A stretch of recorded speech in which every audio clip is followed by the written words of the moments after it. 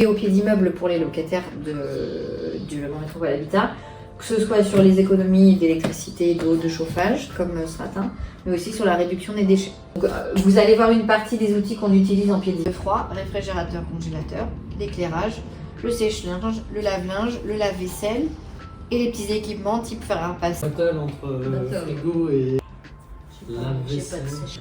J'ai le micro-réfrigérateur, mais du coup, on met quoi? Le lave-linge? Non, mais c'est pour moi, je veux dire. 300. À chaque fois, ça va être 1 ou 2 watts par-ci. Mais il y a tellement d'équipements qui peuvent avoir ces veilles que sur une année, ça peut représenter entre 50 à 80 euros d'électricité. La molette, 1, c'est pas 1 degré, hein, voilà, on ne sait pas.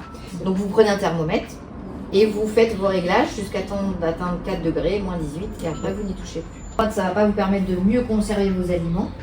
Par contre, vos équipements, eux, vont consommer plus d'électricité. Mais les dernières, du coup, c'est les LED. Ouais.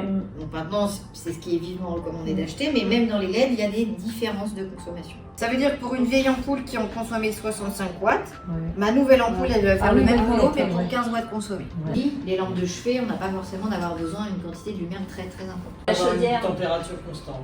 D'accord, et du coup, vous avez mis combien? 19. Donc jour et nuit. Oui. Parce que vous pouvez en journée vouloir les 19-20 degrés. Si vous n'êtes pas dans votre chambre, ça sert à rien de la chauffer à 19, vous fermez la porte et vous mettez 2, comme ça elle est maintenue à 10. Et surtout le pourcentage d'humidité.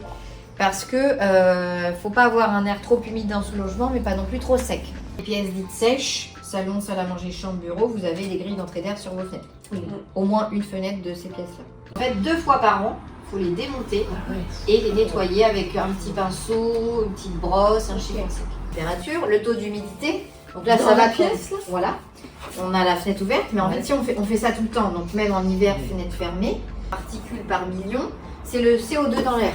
Donc, quand on respire, on rejette du CO2. Et plus on va être nombreux dans une pièce confinée, plus ça va augmenter. Donc là, on est au début du orange, alors que la fenêtre est ouverte. Et on n'est pas en 15.